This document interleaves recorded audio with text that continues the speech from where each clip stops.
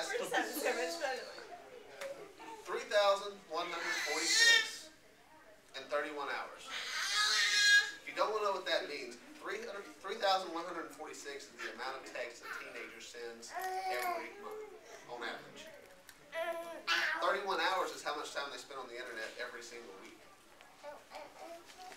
The reason I tell you guys this is because teenagers have forgotten what it's like to have personal communication with each other.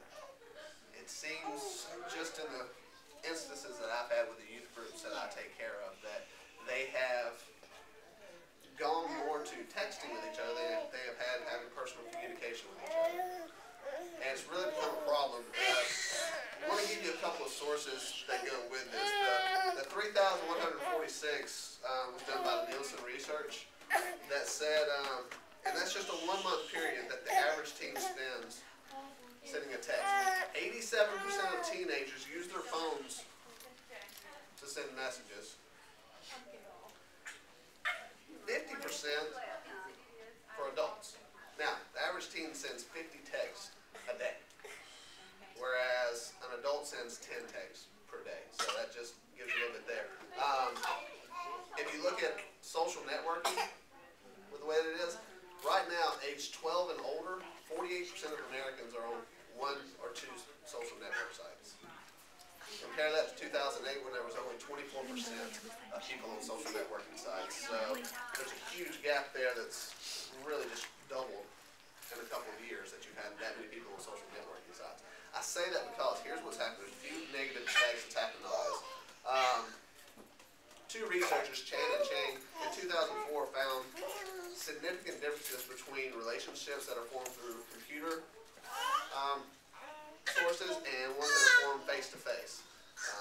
Online relationships tend to be a little bit less in depth, a little bit less in their character, whereas face-to-face are a lot deeper and they tend to last longer as well. So also one of the negative effects that's happening with teens right now with texting is there's been a deficiency in spelling.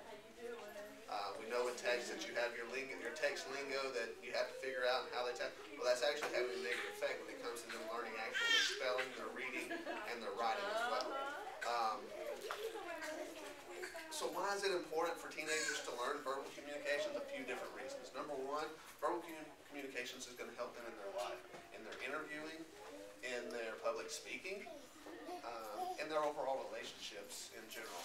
When relationships aren't formed from face-to-face contact, when they're not used to having that face-to-face contact, they're not going to have meaningful relationships. Whereas they will have more relationships since they're able to connect with more people through email and through text. They're not going to be as meaningful, and they're not going to last as long. So we need to try to find a way to get kids to realize what face-to-face communication is all about. It's very important for them to have that. If they don't have that in their job interviews, they're going to lag. In their speaking for their businesses, they're going to lag. So we need to make sure that my plan is to test them, to ask them to stop texting for 1 week straight. To see, number one, if they can do it. Number two, see if they can figure out what true communication is like by doing that as well. And I think by doing that, they can see that there is still a way to communicate with other people by doing this. So thank you for your time.